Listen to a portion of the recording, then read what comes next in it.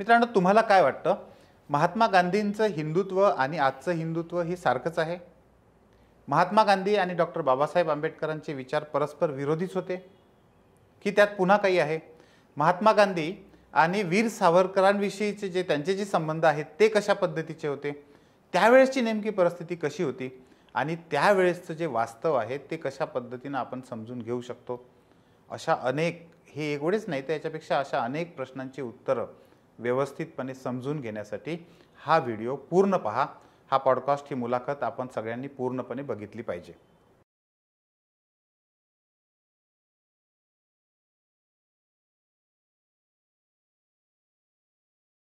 मित्रांनो नमस्कार, कसे आहात सगळे? मित्रांनो, ऑक्टोबर महिना म्हटलं खूप साऱ्या गोष्टी आहेत, पण ऑक्टोबर महिना आपण कोणत्याही महिन्यात वर्षभरातल्या कधीही जरी बोललो तरी पहिल्यांदा आठवतात गांधीजी. गांधीजी असं व्यक्तिमत्व, तुम्ही त्यांचं समर्थन करू शकता, तुम्ही त्यांचा विरोध करू शकता, पण गांधीजींना टाळून आपण काहीच करू शकत नाही असं आपण म्हणू शकतो. आणि आजची तरुणाई, आजचा वर्ग आणि महात्मा गांधी यांच्याविषयी बोलण्याची खरी गरज आहे, यांच्याविषयी चर्चा करण्याची खरी गरज आहे. आणि ती चर्चा अशा व्यक्तीकडून, अशा गप्पा आपल्याकडून, गप्पांच्या माध्यमातून आपल्याला समजणार आहे की ती व्यक्ती अभ्यासक आहे. महात्मा गांधींच्या चरित्राचाच नाही तर संपूर्ण महाराष्ट्राच्या आणि भारताच्याही ऐतिहासिक, सामाजिक संपूर्ण संदर्भामध्ये, ज्याला आपण म्हणू शकतो की आपण अतिशय ऑथेंटिकपणे आपण त्यांच्याशी गप्पा मारू शकतो, चर्चा करू शकतो. साधना मासिकाचे संपादक माननीय विनोद शिरसाट सर आज आपल्या सोबत आहेत. सर नमस्कार. नमस्ते सर, कसे आहात? व्यवस्थित आहे. आणि 3S टॉकने अशा प्रकारचा एक उपक्रम सुरू केला आहे आणि 2 ऑक्टोबर गांधी जयंतीच्या निमित्ताने काहीतरी संवाद करावा आणि तोही तरुणाईला समोर ठेवून करावा, अशा प्रकारची कल्पना तुम्ही मांडली आणि तिचं मी स्वागत करतो.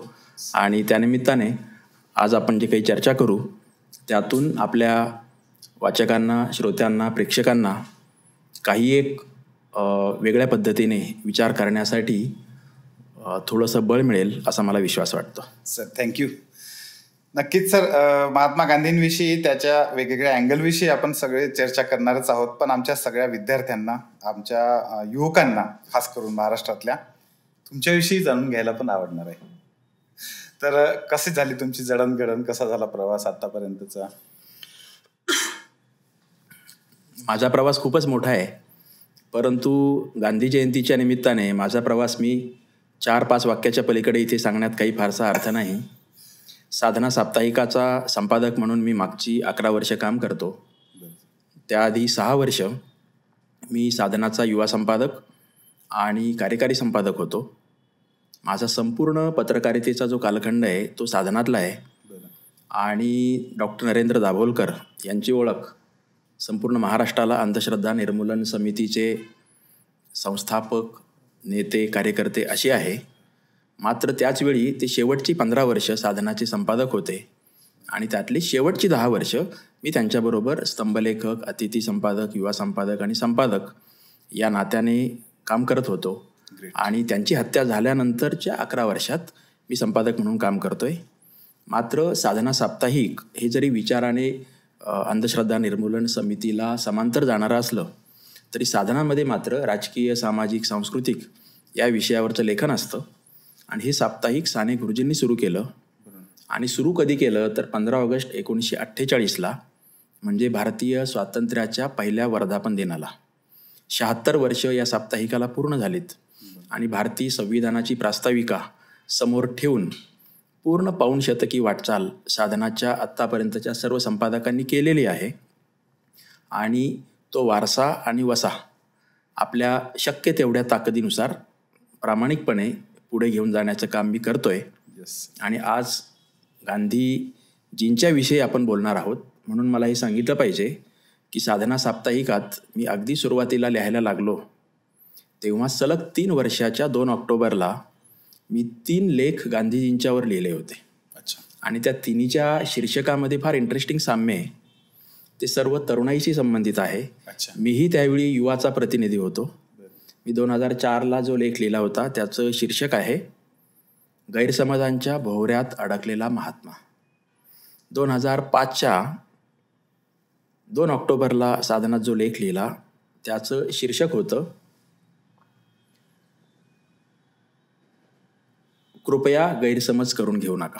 बरं. लगेरो मुन्नाभाई सिनेमाच्या संदर्भात होतं. अच्छा. आणि 2006ला मी जो 2 ऑक्टोबरला लेख लिहिला त्याचं शीर्षक होतं गांधीजींच्या विषयी इतके गैरसमज का आहेत. तर त्यातला पहिला लेख हा आउटलुकच्या हॉट इफ या विशेषांकाच्या निमित्ताने होता. त्यातला दुसरा लेख हा लगेरो मुन्नाभाई सिनेमाच्या निमित्ताने होता. आणि तिसरा लेख हा लुई फिशरचं अ वीक विथ गांधी या छोट्या पुस्तकाच्या निमित्ताने होता. तर आता एवढी ओळख या निमित्ताने मला वाटतं पुरेशी आहे. सर, तुम्ही जो प्रवास केलाय म्हणजे खरं तर आम्हाला तो खूप मुळापासून आणि खूप सविस्तरपणे समजून घ्यायची इच्छा आहे. पण निश्चितपणे तुम्ही म्हणताय ते बरोबर आहे की आपण वेगळ्या प्लॅटफॉर्मवर म्हणा किंवा याच प्लॅटफॉर्मवर वेगळ्या वेळेस तो नक्की समजून घेऊ. कारण अनेक मुलांचा सोडा मला स्वतः त्याच्यामध्ये नक्की खूप उत्सुकता आहे. सर, आपण अनेक मुद्दे तुम्ही जे 3 लेखांचं उदाहरण सांगितलं. आता तुम्ही जवळजवळ इतक्या वर्षापासून महात्मा गांधींचा अभ्यास करताय, पाहत आहे. शेकडो नव्हे हजारो आणि महाराष्ट्राच्या संपूर्ण जडणघडणीचा तुम्ही असं म्हणू शकतो आपण की तुम्ही तो आरसा आहात. तुम्ही ते सगळं बघितलेलं, वाचनीय केलेलं आहे. काय वाटतं की आजची तरुणाई आणि महात्मा गांधी यांच्यामध्ये कुठे गॅप वाटतो तुम्हाला? अशा प्रकारचा प्रश्न हा गांधीजी हयात होते तेव्हाही विचारला जात होता. अच्छा. की गांधीजींचा आजच्या तरुणाईवर काय प्रभाव आहे की नाही, किंवा आता तरुणाई गांधीजींच्या पासून दूर गेली आहे का. त्यांच्या हयातीमध्ये विचारले जात होते, त्यांच्या मृत्यूनंतरही विचारले जात होते, आजही विचारले जातात. आणि मला पूर्ण खात्री आहे की आणखी 50 वर्षानंतरही विचारले जातील. मी जेव्हा विद्यार्थी होतो साधारणतः 25-1 वर्षापूर्वी, तेव्हा आकाशवाणीवर FM वर मंथन नावाचा एक कार्यक्रम असायचा. आणि त्या कार्यक्रमामध्ये 2004ची गोष्ट मी सांगतोय. त्यामध्ये एक कार्यक्रम त्यांनी ठेवला होता, चलो आइए आज मंथन करे. अच्छा. क्या आज भी प्रासंगिक है महात्मा गांधी. तर 2004ला क्या आज भी प्रासंगिक है महात्मा गांधी हा प्रश्न विचारून त्यावर चर्चामंथन झालेलं मी माझ्या वयाच्या 25च्या टप्प्यावर ऐकलेलं आहे. आजही ते आहे. आणि जुनं सगळं वाङ्मय जर पाहिलं तर तुम्हाला प्रत्येक 10 वर्ष मागे मागे जात राहिलात तर चर्चासत्र झालेली आहेत, पुस्तकं आलेली आहेत, विरोध झालेला आहे की गांधीजींचा आता काही संदर्भ राहिलेला नाही, ते अगदी स्वातंत्र्य मिळाल्यानंतर गांधीजींच्या विचारांचा संबंध राहिलेला नाही असंही बोललं जात होतं. प्रत्येक काळामध्ये या ना त्या प्रकारची चर्चा झालेली आहे. मात्र प्रत्येक काळामध्ये गांधीजींना डोक्यावर घेणं, चांगल्या अर्थाने गांधीजींचा सर्व अर्थाने उदो करणं, गांधीजींची कालसुसंगतता अधोरेखित करणं, हे काम तरुणाईनेच केलेलं आहे. आणि केवळ भारतातल्या नाही तर जगभरातल्या तरुणाईने केलेलं आहे.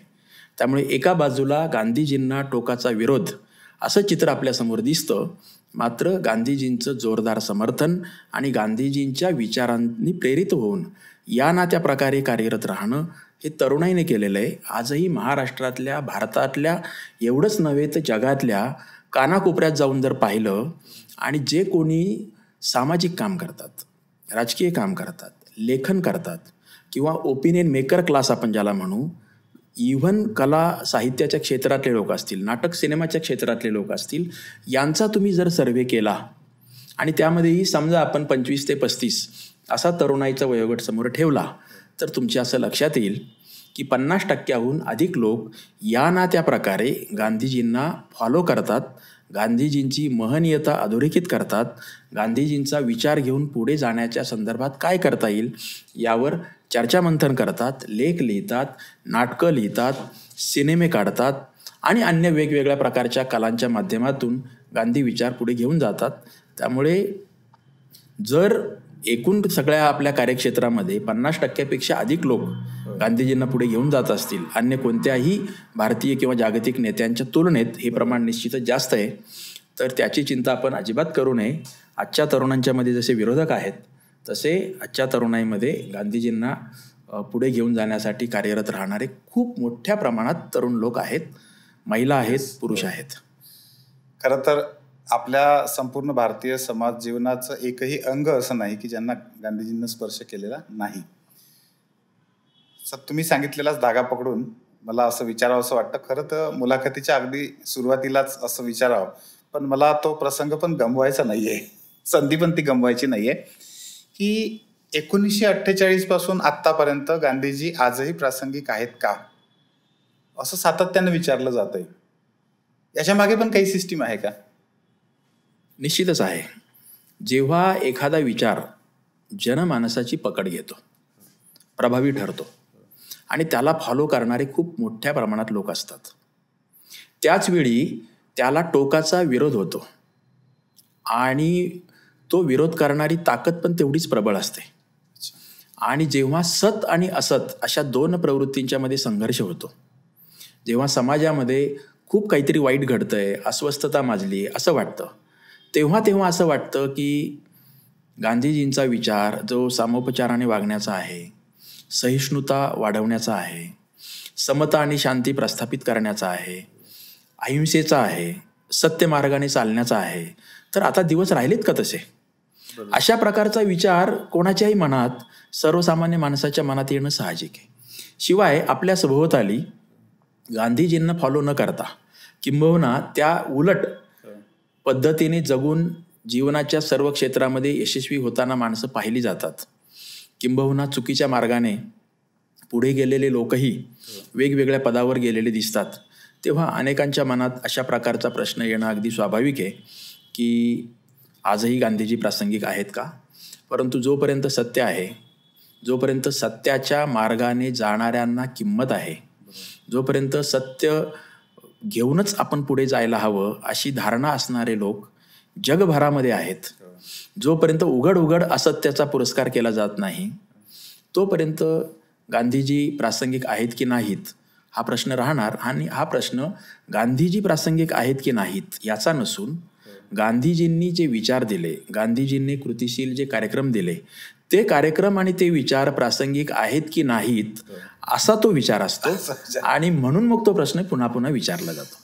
अगदी. आणि आपण हा योगायोगच म्हणूया की ऑक्टोबर महिन्यामध्येच दसरा असतो आणि राम रावण आपण ज्याला प्रतिकात्मक म्हणून म्हणतो, आणि सत आणि असत, गांधीजींनी आयुष्यभर सत्याचं व्रत ठेवलं आणि सत्याचा पुरस्कार केला. त्याचा विरोध तुम्ही म्हणताय तसं असत्य बाजू जी आहे ती करतच राहणार आहे, होतच राहणार आहे. आणि हेही खूप तुमच्या याच्यातून घेण्यासारखं आहे की जेवढा विरोध होईल तेवढाच त्याचा प्रचार होणार आहे. आणि फक्त भारतात नाही तर कदाचित विरोध करणारे फक्त भारतात असतील, पण समर्थन करणारे नुसते भारतात नाही तर सगळ्या जगात आहेत. आणि सगळ्या जगातल्या तरुणाईनं डोक्यावर घेतलेला आहे, सर्व काळ डोक्यावर घेतलेला आहे. मोठी गोष्ट आहे. सर, मी जेव्हा विद्यार्थ्यांमध्ये वावरतो, युवकांमध्ये जातो, भेटतो, तेव्हा अलीकडच्या काळातली जी तरुणाई आहे खास करून, त्या तरुणाईशी बोलताना बरेचदा जाणवतं की खूप साऱ्या मुद्द्यांवर गांधीजींविषयीचे खूप सारे गैरसमज आहेत. त्यातला एक जो सगळ्यात महत्वाचा किंवा मला असं वाटतं की त्याच्यावर क्लरिफिकेशन आलं पाहिजे, ते तुमच्यासारख्यानंच दिलं पाहिजे.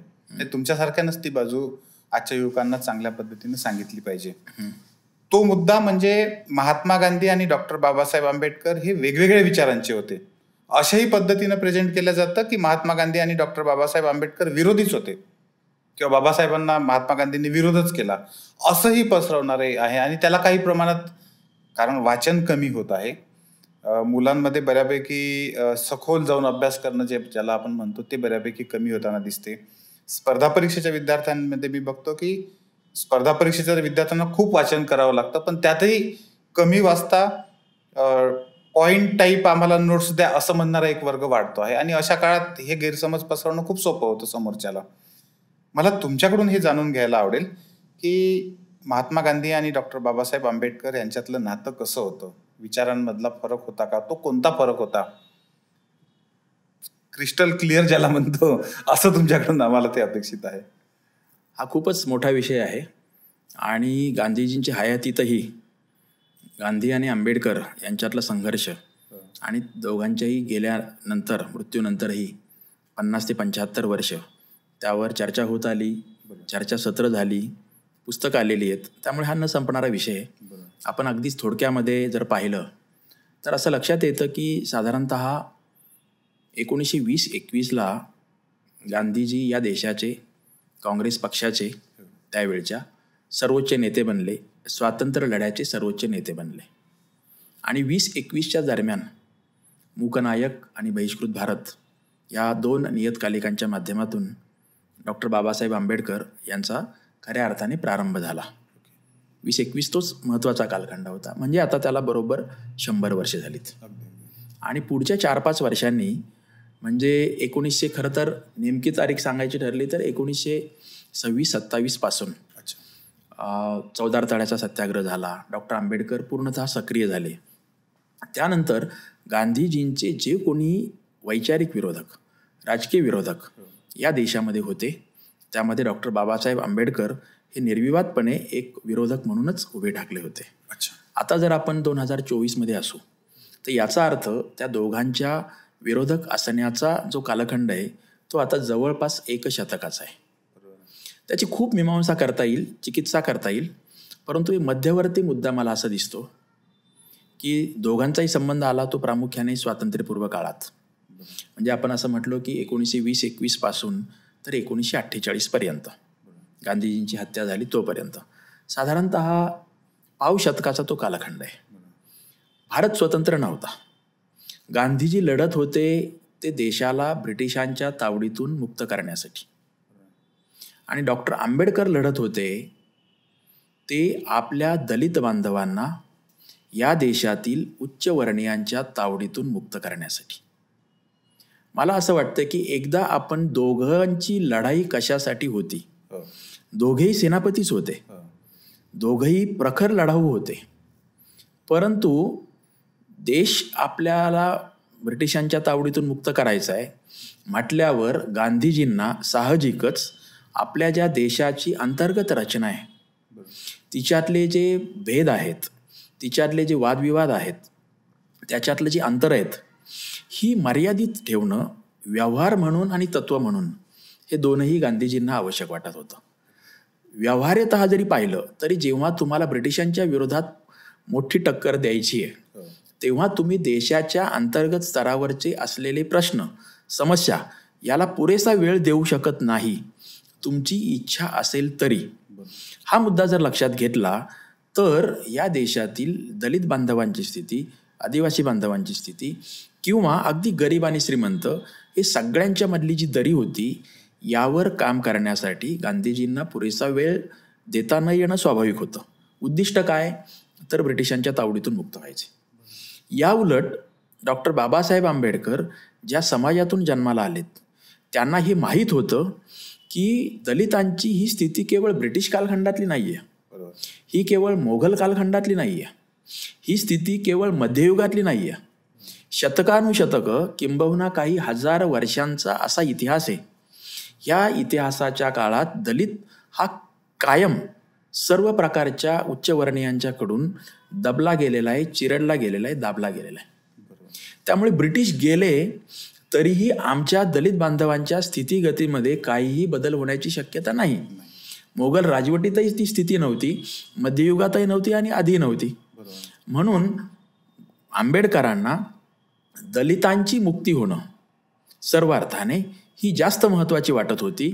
स्वाभाविकच प्रायोरिटी कशाची आहे त्यावरून त्या दोघांच्या मध्ये संघर्ष होत होता आणि तो संघर्ष स्वाभाविक होता की गांधीजींना जर देश स्वतंत्र करायचा आहे तर आतल्या घटकांच्याकडे पुरेसं लक्ष देता येत नाही आणि आंबेडकरांना दलित समाजासाठी जर काम करायचं असेल तर बाहेरच्या घटकासाठी देशाचा स्वातंत्र्य लढा असो किंवा ब्रिटिशांच्या संदर्भातले संबंध असो याकडे आंबेडकरांना स्वतःला ती काही प्रायोरिटी राहू शकत नव्हती, तो प्राधान्यक्रम नव्हता.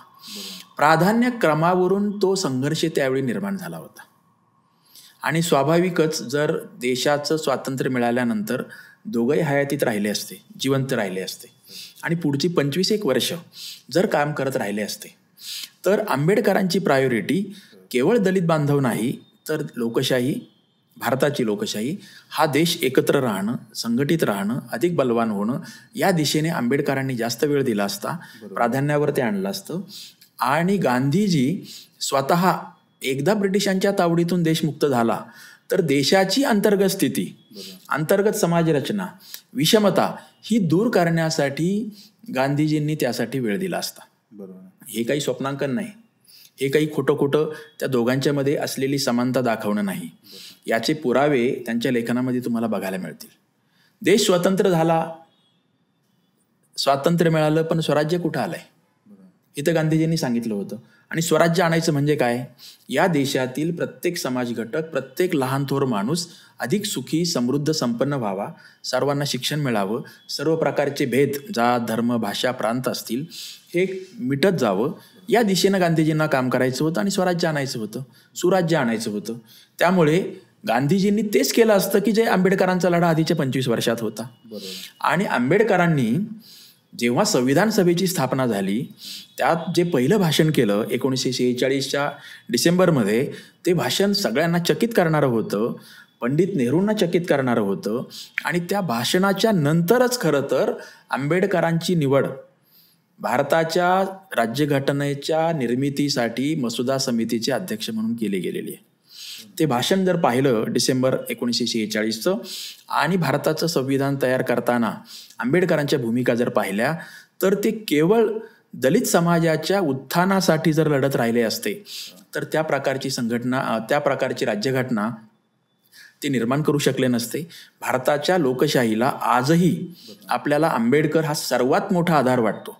म्हणजे नेहरू आणि आंबेडकर यांनी 1950 नंतर, म्हणजे संविधानाची स्थापना झाल्यानंतर, देशाची लोकशाही आत्तापर्यंतच्या टप्प्यावर त्यांच्या बळावर, त्यांच्या विचारांच्या आधारावर आलेली आहे. हे जर लक्षात घेतलं तर आंबेडकर 1956 नंतर जर अधिकाधिक काम करू शकले असते, पुढचं पाऊशतक मिळालं असतं, तर मला पूर्ण खात्री आहे की पुढच्या 25 वर्षात दलित समाजाच्या संदर्भात त्यांनी काम तर केलंच असतं, आदिवासींच्या संदर्भात अधिकाधिक त्यांनी वेळ दिला असता, देशाच्या लोकशाहीसाठी दिला असता, आणि देशाच्या अंतर्गत असलेले भेद आणि आंतरराष्ट्रीय पातळीवर देश मोठा कसा व्हावा या दिशेने त्यांनी काम केलं असतं. त्यामुळे म्हटलं तर दोघांच्यामध्ये भेद आहेत, मात्र ते परस्पर पूरक ठरलेले आहेत. आणि या दोघांच्यामुळे आजचा हा भारत घडलेला आहे, याच्याबद्दल काही शंकाच नाही. याला जोडूनच सर, म्हणजे मी गावाकडून येतो, गावाकडे 2 व्यक्ती किंवा 2 घरांमध्ये भांडण असतं आणि दोघांचाही दुश्मन असलेला जो तिसरा व्यक्ती असतो तो त्याच्या राजकारणासाठी दोघांनाही एका वेळेस एकाला बरोबर वापरून दोघांनाही संपवण्याचा प्रयत्न करतो. अशा पद्धतीचंच राजकारण साधारणतः महात्मा गांधी आणि बाबासाहेब आंबेडकर हे विरोधात होते असं चित्र उभं करणाऱ्यांना तसं काही करायचं आहे किंवा त्या उद्देशानं होत आहे असं तुम्हाला वाटतं का? मला वाटतं की हे काही प्रमाणात खूप असलेले भेद हे खूप ताणले जातात, वाढवले जातात, दाखवले जातात मुद्दाम होऊन. आणि प्रत्येकच महापुरुषाच्या किंवा स्त्रियांच्या ज्या कर्तबगार आहेत, त्यांचे जे कोणी अनुयायी आहेत, ते आपल्या आपल्या नेत्याला मोठं करण्यासाठी, मोठं दाखवण्यासाठी दुसऱ्याच्या संदर्भात जी काही टीकाटिप्पणी करतात, विपर्यास करतात, त्यातून अशा गोष्टी घडतात. मात्र वस्तुस्थिती पण आपण नाकारण्यात अर्थ नाही की गांधी आणि आंबेडकर यांच्यामध्ये मूलभूत आणि मूलगामी स्वरूपाचे असे काही भेद होते, मतभेद होते. मात्र ते मतभेद कोणत्या स्वरूपाचे होते आणि का होते याची मीमांसा मी जी केली की एकाला देश मुक्त करायचा होता आणि एकाला देशातील आपला समाज मुक्त करायचा होता, हे पहिलं उद्दिष्ट. मात्र देश मुक्त झाला तर तो आत येणार होता आणि समाज मुक्त झाला तर हा दुसरा नेता बाहेर जाणार होता.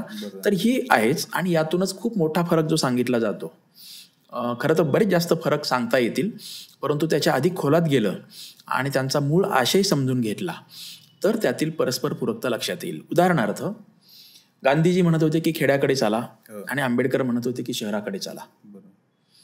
यावरून असं लक्षात येईल की किती परस्पर विरोधी होते. परंतु खेड्याकडे चला असं गांधीजी का म्हणत होते, या प्रश्नाचा जर आपण वेध घेतला तर असं लक्षात येतं की शहरं फुगलेली आहेत, शहरामध्ये जागेचा संकोच झालेला आहे, शहरामध्ये सर्व प्रकारच्या सुविधा त्यांचा अभाव निर्माण होतो. या उलट ग्रामीण भागामध्ये अधिक मोकळी जागा असते, पर्यावरण असतं, झाडी असते, इतर पायाभूत सुविधा जर निर्माण केल्या तर खेड्यातलं जीवन अधिक सुखी समृद्ध होईल. दुसरं, त्यावेळी जर 7 लाख खेडी होती तर ती खेडी ओसाड ठेवून जी काही त्यावेळी शहरं असतील, समजा आपण एक 700 शहरं असतील तर 7 लाख खेडी असतील, तर त्या सगळ्या शहरांच्या मध्ये हा खेड्यातला समूह बसणार कसा? त्यामुळे खेडी अधिक सुखी संपन्न करायला पाहिजेत. खेड्यामधले जे दोष आहेत, अगदी जातीभेदाच्या पासून, रोगराईपासून, अज्ञानापासून तर पायाभूत सुविधांच्या पर्यंत, हे दूर करायला पाहिजेत. म्हणजे खेडी अधिक सुखी समृद्ध संपन्न केली तर आपला देश अधिक बलवान होईल, हा गांधीजींचा विचार होता आणि तो बरोबर होता. आंबेडकर जेव्हा म्हणत होते की शहराकडे चला, तेव्हा त्याचा अर्थ काय होता? तर आंबेडकरांना काही निसर्ग आणि पर्यावरण आणि मोकळी जागा खेड्यातली नको होती असं कोणी सांगितलं? परंतु आंबेडकरांना माहित होतं की शतकानुशतकं खेड्यामध्ये दलित समाज हा गावकुसाच्या बाहेरच ठेवला जातो. बरोबर. त्याला ज्या पद्धतीने वागवलं जातं त्याला गावातच प्रवेश नाहीये. अशा दलित समाजाला शहरात आल्याशिवाय त्याचं उत्थान होऊ शकणार नाही. म्हणून आंबेडकर दलितांना गावातून बाहेर पडा आणि शहरात या, मोठ्या संधी मिळवा असं सांगत होते. मला वाटतं की आंबेडकर त्यांच्या जागेवर बरोबरच होते. ज्या उद्दिष्टासाठी आणि ज्या घटकांना सांगत होते, गांधीजी बरोबरच होते. शहरामध्ये ज्या गलिच्छ वस्त्या किंवा बोकाळलेली गर्दी ही सहन करत बसण्यापेक्षा तुम्ही खेड्याकडे चला. आता आपण एका मर्यादित अर्थाने विचार केला तर गांधी आणि आंबेडकर या दोघांनाही पराभूत केलं असं म्हणावं लागेल. कारण आपण खेड्यांची स्थिती फार सुधारू शकलेलो नाहीत आणि शहरं आपण बकाल वस्त्या होण्यापासून रोखू शकलेलो नाहीत. दोघांनाही आपण पराभूत केलेलं आहे. परंतु दोघांचाही मूळ म्हणण्याचा जो आशय आहे तो समजून घेतला तर तो आजही कालसुसंगत आहे, प्रासंगिक आहे असं मला वाटतं. म्हणजे मला या ठिकाणी असं वाटतं की दोघांच्याही ध्येयामागचं ध्येय जर आपण समजून घ्यायचा प्रयत्न केला तर निश्चितपणे दोघांचेही सामायिक मुद्देच भरपूर होते आणि ध्येय, शेवटी अंतिम ध्येय जे होतं ते एकच होतं असं आपण म्हणू शकतो निश्चितपणे. अर्थातच. सर, तुम्ही म्हटलं तसा हा मुद्दा खूप मोठा आहे, खूप विस्तारानं समजून घेण्याची गरज आहे, पण खूप कमी शब्दात तुम्ही खूप सुंदर सांगितलं. सर, दुसरा एक पॉइंट अनेक लोकांच्या मनात आणि मलाही बरेचदा असं वाटतं, किंबहुना असं हे होतं की महात्मा गांधी धार्मिक होते का? त्याच्याही पेक्षा काही लोक हे राम या शब्दांचा संदर्भ देऊन म्हणतात की ते हिंदुत्ववादी होते का? जर ते हिंदुत्ववादी किंवा धार्मिक होते तर त्यांचं हिंदुत्व आणि आज आपल्या भोवताल जे हिंदुत्व दिसते आहे याच्यातला डिफरन्स तुम्ही कसं पाहता? गांधीजींनी स्वतःला धार्मिक म्हटलेलं आहे, गांधीजींनी स्वतःला हिंदू म्हटलेलं आहे. एवढंच नाही तर वेळ प्रसंगी त्यांनी मीच खरा धार्मिक इथपर्यंत विधान केलेलं आहे आणि मीच खरा हिंदू इथपर्यंत विधानं केलेली आहेत. मग आता आपण लक्षात घेतलं पाहिजे की गांधीजींचं धार्मिक असणं काय होतं आणि गांधीजींचं हिंदू असणं काय होतं. गांधीजी जर 1915-16 पासून देशाचे नेते बनले आणि या देशामध्ये ते 1914-15 आले आणि पुढची 30-32 वर्ष या देशात ते राहिले. या संपूर्ण 30-32 वर्षांच्या काळात गांधीजींनी जिथे कुठे आश्रम बांधले तिथे कधीही मंदिर नव्हतं. गांधीजी जिथे कुठे अख्खा देश त्यांनी पालथा घातला तर देशातल्या कोणत्याही मंदिरांना गांधीजींनी भेट दिलेली नाही. एकच अपवाद, तामिळनाडूमध्ये दलितांच्यासाठी एक मंदिर मुक्त केलं गेलं, त्यासाठी जो संघर्ष झाला त्यावेळी गांधीजींनी त्यांना कमिट केलं होतं आणि म्हणून ते मंदिरात गेले. अन्यथा गांधीजींनी कधीही कोणत्याही मंदिराला, देवस्थानाला, मशिदीला भेट दिलेली नाही. गांधीजींच्या कोणत्याही आश्रमामध्ये मंदिर नव्हतं. गांधीजींच्या ज्या काही निवासाचे ठिकाणं असतील, खोल्या असतील, तिथे कोणत्याही देवाची मूर्ती, प्रतिमा नव्हती. मात्र गांधीजी तरीही प्रत्येक वेळी ईश्वराचं नाव घेत होते. ईश्वर सत्य है इथपासून सत्य ईश्वर है इथपर्यंत गांधीजी आले. एकदा हे लक्षात घेतलं की पुढे ते असं म्हणत होते की माणसाचं हृदय परिवर्तन करणं म्हणजे ईश्वराची भक्ती.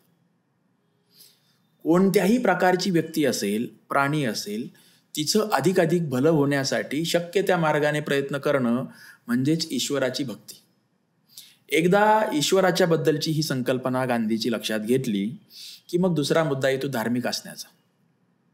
गांधीजींनी त्यांच्या सर्व प्रकारच्या प्रार्थना सभांच्या मध्ये, मी आता म्हणालो की मंदिरात मशिदीत ते गेले नाहीत आणि कोणत्याही दैवताची मूर्ती, येशू ख्रिस्ताची सुद्धा प्रतिमा त्यांनी त्यांच्याकडे कधीही बाळगली नाही, कधीही ठेवलेली नाही. मात्र ते सर्व धर्मांच्या प्रार्थना किंवा त्याच्यातले श्लोक किंवा त्याच्यातली महत्त्वाची कोटेशन्स हे आपल्या प्रार्थना सभांच्या मधून म्हणत होती. कोणती आहे ती? तर ती सगळ्या तुम्ही प्रार्थना गांधीजींच्या प्रार्थना सभेमध्ये कोणत्या कोणत्या धार्मिक ग्रंथातील उतारे वाचून दाखवले जात होते किंवा कोणती गाणी म्हटली जात होती, या संदर्भातलं सर्व रेकॉर्ड आपल्याकडे व्यवस्थित आहे. आणि सेवाग्राम आश्रमाने एक जी पुस्तिका काढलेली आहे, त्या पुस्तिकेमध्ये गांधीजींनी कोणती कोणती भजनं, आरत्या किंवा तत्सम कविता, गाणी ही जी आहेत त्याचं सगळं केलंय संकलन. ते सगळं संकलन पाहिलं ते सगळं लक्षात येईल की एकूण मानवजातीचाच नाही तर प्राणीसृष्टीचा अधिकाधिक उद्धार करणारी जी काही कवनं असतील, जी काही रचना असतील, त्याचं पाठांतर, त्याचं पठण हे प्रार्थना सभांच्या मधून होत होतं. तिसरा मुद्दा त्यांच्या धार्मिक असण्याच्या बद्दलचा. एक तर गांधीजींचं बालपण सर्व जर पाहिलं तर त्यातला सर्वाधिक पहिला प्रभाव गांधीजींच्यावर कोणाचा आहे तर तो आहे राजा हरिश्चंद्र. राजा हरिश्चंद्र म्हटलं की आपल्याला सगळ्यांना माहिती आहे, सत्यनिष्ठा. आणि सत्यनिष्ठेसाठी स्वतःचं सगळं असलं नसलेलं सर्वच्या सर्वस्व गमावण्याची तयारी असणारा हरिश्चंद्र हे गांधीजींच्या बालमनावर परिणाम करून गेलेला आहे. दुसरा भाग जर पाहिला तर गांधीजींना राम हा एकवचनी, एकपत्नी, एकबाणी वगैरे तर झालंच, परंतु पुन्हा एकदा रामराज्य म्हणून जी काही कल्पना आहे ते प्रत्यक्षात होतं का, कसं होतं, याच्यावर खूप वेगवेगळी चर्चा, चिकित्सा होत राहील. मात्र जे काही आपल्यापर्यंत आलेलं आहे रामराज्य नावाची संकल्पना, ती रामराज्याची संकल्पना गांधीजींच्या मनात निश्चितच होती. म्हणजे आपली सर्व प्रजा सुखी राहण्यासाठी जो राजा सातत्याने प्रयत्नशील राहतो तो राम आणि त्याचं हे राज्य, अशा अर्थाने रामाचा प्रभाव गांधीजींच्यावर होता. तिसरा, भगवद्गीतेमधलं जे टिळकांनीच खूप महाराष्ट्रात आणि मराठीमध्ये अधोरेखित केलेलं आहे, कर्मण्येवाधिकार असते मा फलेषु कदाचन. तर हा जो मुद्दा होता हा गांधीजींनी प्रत्यक्ष जगण्यामध्ये आणलेलाच होता. कसल्याही प्रकारच्या फळाची अपेक्षा न ठेवता कर्म करत करत पुढे पुढे जात राहणं, या सर्व अर्थाने गांधीजी धार्मिक होते. गांधीजींच्याशी गीतेच्या संदर्भात कोणी जर बोलायला आलं, संवाद करायला आले, तर ते म्हणायचे की गीतेचा तुम्हाला सापडलेला जो अर्थ आहे त्यापेक्षा मला सापडलेला, मला दिसलेला, मला अनुकरणीय वाटतो तो अर्थ वेगळा आहे. एवढंच नाही तर गीता हेच अहिंसा धर्माचं पालन करायला सांगते, इथपर्यंतचा अर्थ मला गीतेमधून सापडतोय असं गांधीजींनी म्हटलंय. आणि हे केवळ आर्ग्युमेंट नाहीये, केवळ वादासाठी युक्तिवाद नाहीये, अशी त्यांची पक्की धारणा होती. त्यांनी त्याची मीमांसा केलेली आहे. अनेकांना ती पटणारी नाही, अनेकांना ती पटलेली आहे. आणि हिंसक असणारी माणसं अहिंसक मार्गाने पुढे गेलेली आहेत, अधिक निर्भय झालेली आहेत. तर अहिंसा आणि हिंसा या दोन्हीच्या बद्दल खूप चर्चा झालेली आहे. आता आपण पुन्हा तो मुद्दा काही खूप लावून धरावा असा नाही, मात्र तरीही एक लक्षात घेतलं पाहिजे की सत्य आणि अहिंसा या दोन्हीला सेपरेट करता येत नाही. सत्य तुमच्या बाजूने नसेल आणि मी अहिंसक पद्धतीने जाईल, या पद्धतीने गेला तर तुम्हाला यश मिळणार नाही. यश मिळेल का न मिळेल हा भाग, तुम्हाला समाधान मिळणार नाही. तुम्ही अहिंसेच्या मार्गाने गेलात आणि सत्य तुमच्या बाजूला असेल तर एक तर तुम्हाला यश मिळेल, आणि यश नाही मिळालं तर तुम्हाला आपण अहिंसक मार्गाने सत्य आपल्या बाजूने असताना लढलो याचं समाधान मिळेल, याचा आनंद मिळेल. आणि याचा आनंद आणि याचं समाधान हे मिळालेल्या यशापेक्षा जास्त उच्च दर्जाचं आहे, जास्त उच्च प्रतीचं आहे, अशी गांधीजींची धारणा होती. त्यामुळे एक ती गफलत करण्यात काहीच अर्थ नाहीये की आम्ही अहिंसक मार्गाने लढलो आणि आम्हाला यश मिळालं नाही. लगेरो मुन्नाभाई सिनेमाचा मी जो उल्लेख केला त्याच्यात मी आता खूप खोलात जाणार नाही, पण मी मोठा लेख लिहिलेला आहे त्या काळात.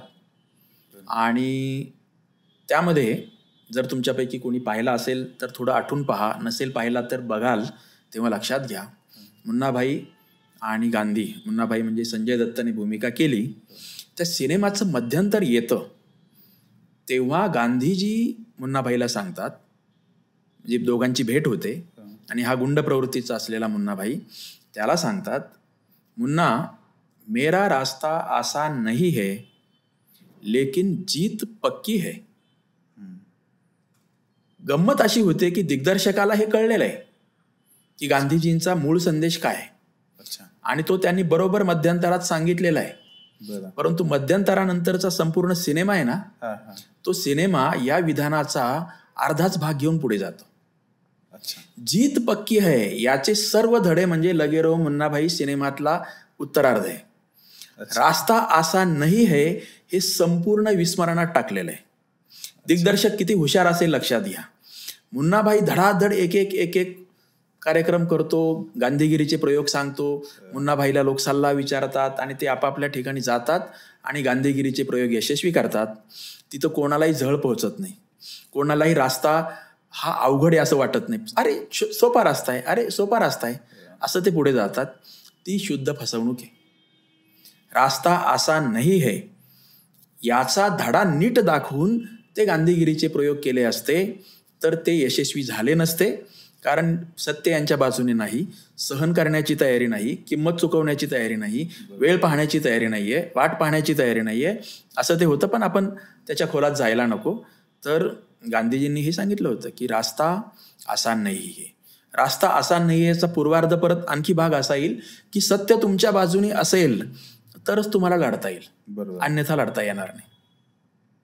सत्य आणि अहिंसेच्या बद्दल अनेक वेळा विशेषतः गांधीजींचे विरोधक आहेत, मग ते डावे असतील, उजवे असतील, म्हणजे कम्युनिस्ट असतील, हिंदुत्ववादी असतील किंवा मुस्लिम समाजातले लोक असतील किंवा आणखी या ना त्या प्रकारचे हिंसेचं समर्थन करणारे लोक कोणी असतील, ते सगळं असं म्हणतात की चराचर सृष्टीमध्ये हिंसा भरलेली आहे.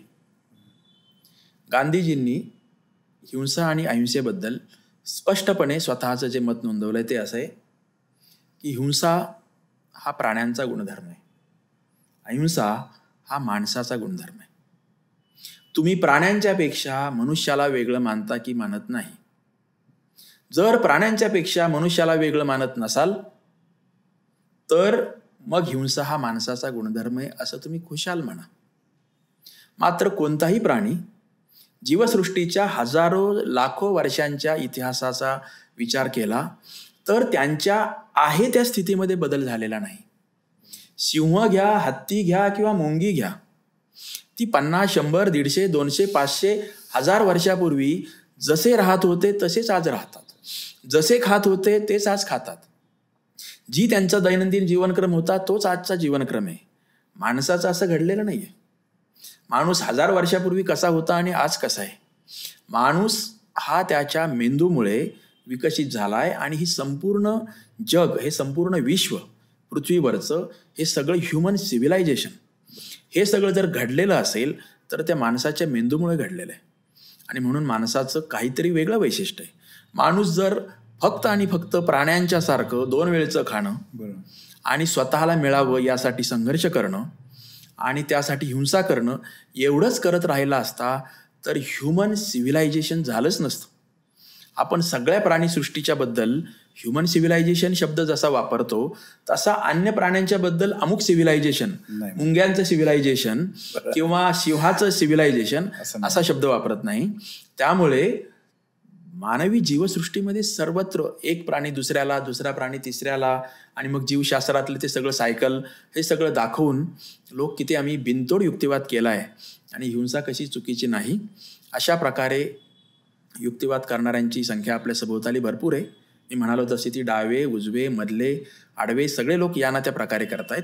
परंतु गांधींचं मोठेपण हे आहे आणि म्हणून मग गांधी हा या पृथ्वी तलावर येऊन गेलेला एक हाडामासाचा माणूस होता.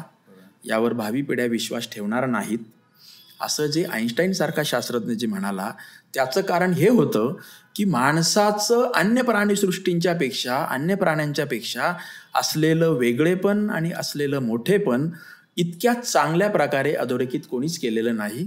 म्हणून गांधीजींच्या बद्दलचं ते विधान आहे. सर, पण आपण जसं म्हणतो की महात्मा गांधी या अर्थाने धार्मिक होते, त्यांच्यावर हरिश्चंद्रांचा प्रचंड सगळ्यात मोठा प्रभाव होता. अगदी मृत्यूसमयी सुद्धा हे राम हे शब्द त्यांनी उच्चारले. मग माझ्या प्रश्नाचा जो उत्तरार्ध होता तो हाच होता की मग आजचं हिंदुत्व, खास करून जे 2014 नंतर अतिशय तीव्र झालेलं हिंदुत्व म्हणतो आपण, त्या हिंदुत्वामध्ये आणि महात्मा गांधींच्या हिंदुत्वामध्ये काय फरक दिसतो तुम्हाला?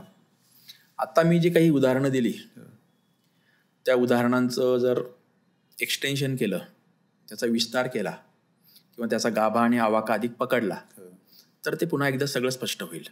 त्याच्यावरही आपल्याला खूप स्वतंत्र गांधींचं हिंदुत्व आणि आजचं हिंदुत्व, गांधींचं हिंदुत्व आणि त्यांच्या काळातील जे कोणी हिंदुत्ववादी लोक होते त्यांचं हिंदुत्व, यावर आपल्याला खूप बोलता येईल. परंतु छोटी छोटी उदाहरणं जरी घेतली तरी गांधीजी कधीही कोणत्याही मंदिरात गेले नाहीत आणि गांधीजींनी कधीही स्वतःच्या आश्रमात मंदिर बांधलं नाही, कोणत्याही मंदिराच्या मुक्तीसाठी लढा दिला नाही. एवढंच नाही तर साने गुरुजींनी पंढरपूर मंदिर प्रवेश लढा केला तेव्हा सुद्धा गांधीजींनी खरं तर त्यांना पाठिंबा दिला नाही. तुम्ही ते उपोषण सोडा, देशाचं स्वातंत्र्य जवळ आलंय, आपण हे प्रश्न नंतर सोडू असं सांगितलं. मी मगाशी उल्लेख केला की तामिळनाडूमध्ये अशाच प्रकारचा जसा साने गुरुजींनी लढा केला, त्यावेळी गांधीजी एक अपवाद म्हणून गेले, पण त्याची कारणं खूप वेगळी होती. परंतु गांधीजींनी मंदिराचं कधीही स्तोम वाजवलं नाही. आताचे सगळे म्हणूनच म्हटलं की आपल्याला इथपासून सुरू करावं लागेल. आताच्या सगळ्या हिंदुत्ववाद्यांचं सुरुवातच मंदिरापासून होते आणि गांधीजी कधीच मंदिर नाही. गांधीजींच्या प्रार्थना सभेमध्ये सर्व प्रकारच्या सर्व धर्मांच्या प्रार्थना होत्या. आपल्या हिंदुत्ववाद्यांच्या सर्व प्रकारच्या प्रार्थनामधून शिकवणीमधून स्वतःच्या धर्माचं अवडंबर आणि परधर्माचा द्वेष, इथपासून तो फरक निर्माण होतो आणि तो किती आपल्याला दाखवता येईल. प्रचंड मोठा फरक आहे. पण मला त्यातही ही जास्त गोष्ट महत्वाची वाटते जी तुम्ही सांगितली की महात्मा गांधी आणि हे ठासून सांगायचे की मी धार्मिक आहे नव्हे, मीच धार्मिक आहे, हे पण ते ठासून सांगायचे. मला वाटतं की ती आज गरज आहे. हे जे महात्मा गांधींचं हिंदुत्व होतं, याचं कारण मला धर्म कळलाय. धर्माची जी मूळ शिकवण आहे ती मला कळलेली आहे. मग आता समजा गीतेचा मला सापडलेला अर्थ अहिंसेचा आहे असं गांधीजी म्हणतात. त्याचं खूप वेगळं विवेचन करता येईल, परंतु आपण एवढाच मुद्दा घेऊया मध्यवर्ती की गीता कधी सांगितली गेली, कुठे सांगितली गेली आणि कोणी सांगितली. तर श्रीकृष्णाने सांगितली. कुठे सांगितली? युद्धाच्या भूमीवर सांगितली. आणि कशासाठी सांगितली? तर लढण्यासाठी सांगितली. परंतु ती कोणी सांगितली? तर श्रीकृष्णाने. गांधीजींचं त्याबाबतचं विवेचन विश्लेषण असे की श्रीकृष्णाने युद्ध टाळण्यासाठी सर्व प्रकारचे प्रयत्न केले. पांडवांच्याकडे जाऊन तुम्ही यांना काय देऊ शकता, समोपचाराने हा प्रश्न कसा सोडवू शकता, या राज्यातला किती भाग तुम्ही पांडवांना देऊ शकता, हे सगळ्या प्रकारचे प्रयत्न निष्फळ ठरल्यावर मग युद्ध अपरिहार्य झालं. गांधीजींचं म्हणणं तेच होतं की जर तुम्ही सामंजस्याने हे सगळे प्रश्न सोडवू शकत असाल तर युद्धाची गरजच नाही. त्यामुळे योगेश्वर श्रीकृष्ण हा अहिंसेचा मार्ग सांगत होता. तो मार्ग कौरवांनी मान्य केला नाही आणि म्हणून मग अपरिहार्य म्हणून ते युद्ध करावं लागलं. आणि ते युद्ध करून काय होणार होतं तर ज्यांना हिंसाच पाहिजे, ज्यांना अहिंसेचा मार्ग पसंत नाही, अशांना जरब बसवणं, अशांना शांत करणं, निष्प्रभ करणं आणि समाजामध्ये शांती पसरवणं, हे उद्दिष्ट त्या गीतेमध्ये होतं. असा अर्थ गांधीजींना सापडलेला आहे. तर त्यामुळे आताच्या हिंदुत्ववाद्यांनी गांधीजींच्या कोणत्याही घटकांचा दुरुपयोग करून गांधीजी कसे अहिंसक नव्हते असं दाखवण्याला काही फारसा अर्थ आहे असं मला दिसत नाही. येस सर, एक म्हणजे आता खरं तर हा मुद्दा खूप मोठा आहे आणि आपण त्याला किती लांबवू शकतो तुम्ही म्हटलं तसं, पण जो अर्थ पोहोचायला पाहिजे तो आपल्या प्रेक्षकापर्यंत निश्चितपणे पोहोचलेला आहे. महात्मा गांधींविषयी पुन्हा एक गोष्ट सातत्यानं सांगितली जाते की महात्मा गांधी असं म्हणायचे की काँग्रेसचं काम होतं स्वातंत्र्य मिळवणे, काँग्रेसनं मिळवलेलं आहे, आता काँग्रेस बरखास्त झाली पाहिजे, हे त्यांचं म्हणणं होतं. आणि आताची जी काँग्रेस आहे ती महात्मा गांधींची काँग्रेस नाही. तुम्हाला काय वाटतं यावर? काय सत्य परिस्थिती आहे?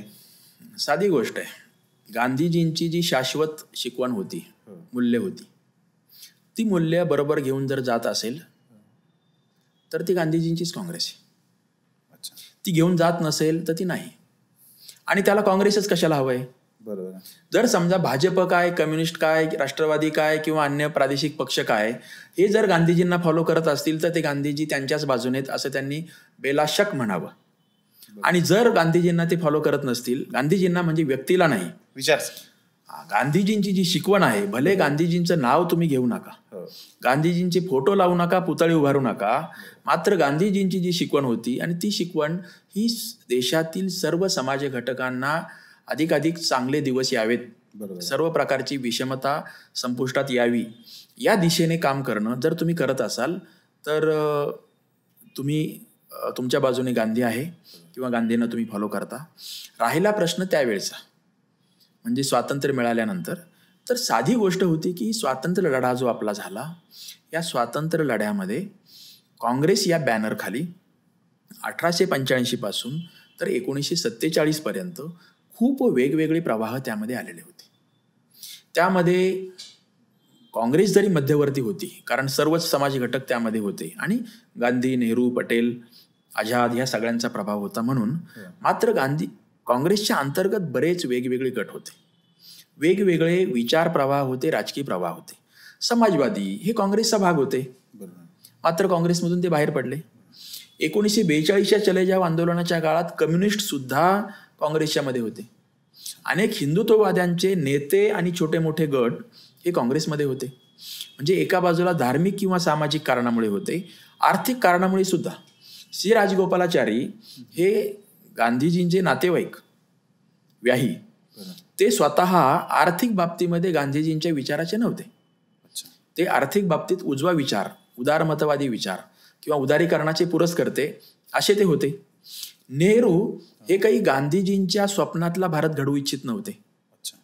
ते जे हिंद स्वराज नावाचं पुस्तक आहे आणि त्यामधलं जी भूमिका आहे ती काही नेहरूंची भूमिका नव्हती, पटेलांची भूमिका काही आणखी वेगळी होती.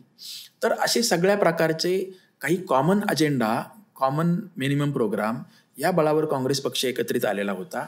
आता देशाचं स्वातंत्र्य मिळालंय, ज्या ध्येयाने ते एकत्र आले होते, आता नवीन ध्येय आहे. आता ब्रिटिशांना घालवणं हे ध्येय नाहीये, आता देशाची उभारणी करणं हे ध्येय आहे. मात्र देशाची उभारणी करण्यासाठी नेहरूंचा विचार वेगळा असेल, सी राजगोपालाचारींचा विचार वेगळा असेल, शिवाय तुमच्या अंतर्गत समाजवाद्यांचा विचार वेगळा असेल, कम्युनिस्ट तर बाहेर पडलेलेच होते, त्यांचा विचार वेगळा आहे. ह्या सर्व लोकांना आपापल्या पद्धतीने जर राजकारण करायचं असेल तर काँग्रेसचं विसर्जन करायला हरकत नाही, किंवा करावं असं जे म्हटले त्याचा भावार्थ आपण लक्षात घेतला पाहिजे.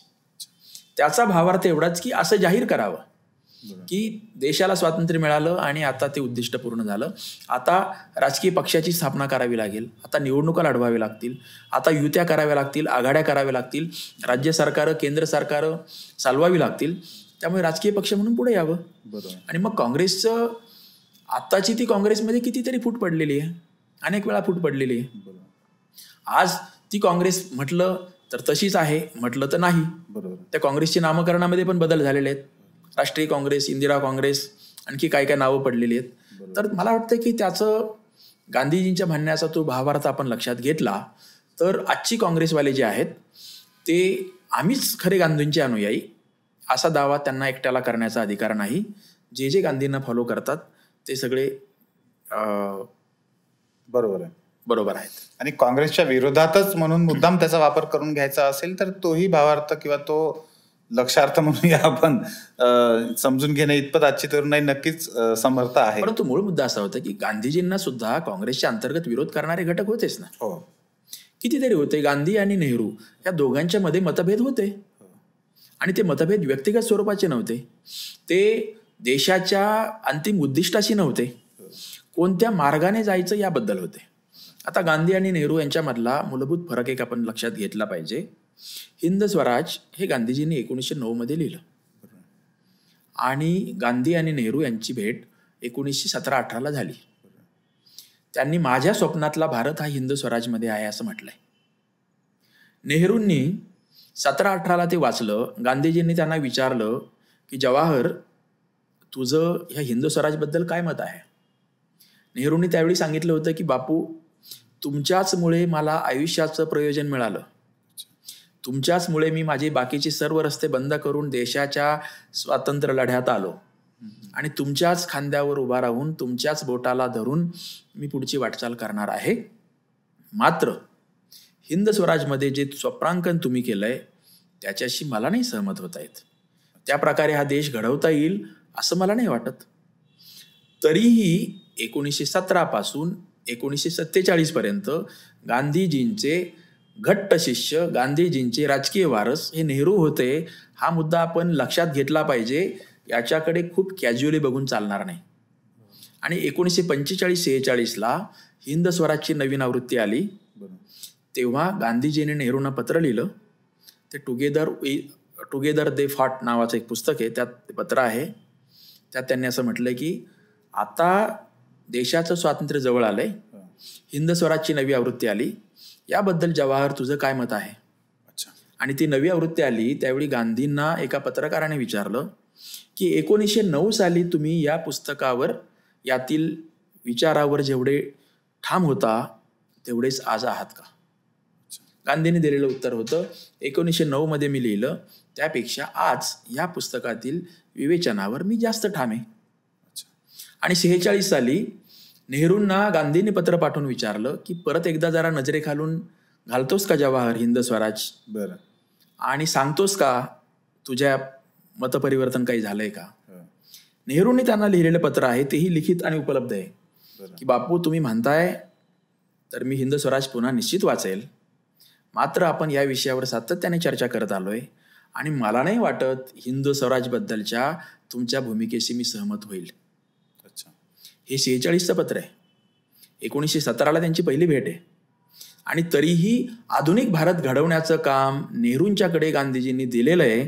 हा मुद्दा लक्षात घेतला तर याच्यातली गुंतागुंत लक्षात येईल आणि सिम्प्लिफिकेशन करणाऱ्यांनी त्यातून मला वाटतं की योग्य तो बोध घ्यावा. उचलली जीभ लावली टाळ्याला असं करू नये. किंवा सोयीस्कर तात्पुरत्या राजकारणासाठी त्याचा वापर जो आहे तर तो खरंच अत्यंत निषेधार्ह आहे असं आपण म्हणू शकतो. सर, खरं तर हे सगळं तुम्ही जेव्हा सांगत होता तेव्हा त्या विषयांकडे परत परत यावंसं वाटत होतं. सावरकर, वीर सावरकर आणि महात्मा गांधी यांच्या संबंधाबद्दल सुद्धा अनेकदा अनेक संदिग्धता, अनेक कन्फ्युजन्स लोकांमध्ये दिसतात. तुम्ही कसं पाहता या संबंधांकडे? या दोघांची भेट ही 1908-09ला झालेली आहे. बरं. आणि ती कुठं झालेली आहे पहिली भेट? तर ती इंग्लंडमध्ये झालेली आहे. बरं. गांधीजी दक्षिण आफ्रिकेतून इंग्लंडला गेले तेव्हा झालेली आहे. आणि त्याच प्रवासामध्ये गांधीजींनी हिंद स्वराज लिहिलेलं आहे. जहाजावर त्या 8-10 दिवसाच्या प्रवासात लिहिलेले ते पुस्तक आहे. आणि ज्यावर ते 1946ला म्हणाले की मी ठाम आहे. आणि गांधीजी आणि सावरकर यांची तिथे जी भेट झाली एका कार्यक्रमात, त्यावेळचे क्रांतिकारक वगैरे सगळे होते. आणि त्यानंतर पुढच्याच वर्षी म्हणजे 1910ला सावरकरांनी जे काही क्रांतिकारक उडी मारली, काम केलं आणि त्यानंतर त्यांना काळ्या पाण्याची शिक्षा झाली. म्हणजे 1909-10 हा दोघांच्या आयुष्यातला महत्त्वाचा टर्निंग पॉईंट आहे हे आपल्या लक्षात येतं की सावरकर काळ्या पाण्याची शिक्षा आणि यांनी आधुनिक हिंद स्वराज लिहिणं, दक्षिण आफ्रिकेमध्ये 4-5 वर्ष पुढचा लढा अधिक तीव्र होणं. मात्र त्या दोघांचे सगळे संदर्भ जर पाहिले तर असं लक्षात येतं की दोघाही आपण परस्परांच्या पासून खूप वेगळे आहोत. एवढेच नाही तर खूप परस्पर विरोधी विचार करतो हे त्यांच्या लक्षात आलेलं होतं. आणि 1910 पासून तर 1948 पर्यंत म्हणजे 38 वर्ष सावरकर आणि गांधी हे दोघे दोन वेगवेगळ्या प्रवाहाचे प्रतिनिधी होते. सावरकरांचा खूप मोठा कालखंड, 14-15 वर्षाचा कालखंड हा अंदमानात गेला आणि त्यानंतर मग हिंदू महासभा, हिंदूंचे नेते म्हणून ते लढत राहिले. राष्ट्रवाद ते त्यांच्या पद्धतीने मांडत राहिले. गांधीजी हे पक्के राष्ट्रवादी होते. आणि मी मगाशी जसं म्हणालो की मीच खरा हिंदू, मीच खरा धार्मिक, तसं गांधीजींची अजूनही 2 विधानं आहेत. मीच खरा राष्ट्रवादी आणि एवढंच नाही तर मीच खरा कम्युनिस्ट, असं सुद्धा त्यांनी कम्युनिस्टांना सुनावलेलं आहे. बरं. आणि कम्युनिस्टांच्या पेक्षाही अधिक क्रांतिकारक मार्ग मला राबवण्याची इच्छा आहे असंही मांडलेलं आहे. बरं. त्यामुळे सावरकर आणि गांधी हे 1910 पासून पुढची 38 वर्ष विरोधकच होते, वैचारिक विरोधक होते. त्याच्या खूप तपशिलात जाण्यात काही अर्थ नाही आहे. मात्र सावरकर जेव्हा अंदमानात होते आणि त्यांना बाहेर पडण्यासाठी, त्यांची सुटका व्हावी यासाठी जे काही वेगवेगळे प्रयत्न होत होते, त्या प्रयत्नामध्ये गांधीजींनी स्वतः ब्रिटिश सरकारला पत्र पाठवून सावरकरांची सुटका करावी अशा प्रकारची प्रयत्न केलेले आहेत. त्याच्या खूप तपशिलात जायला नको, कारण ते सगळे साक्षी पुरावे सगळं बघा. परंतु हे प्रयत्न केलेले आहेत. मात्र गांधी आणि त्यांचा विचार हा महत्त्वाचा जो फरक होता तो हिंसा आणि अहिंसेचा होता.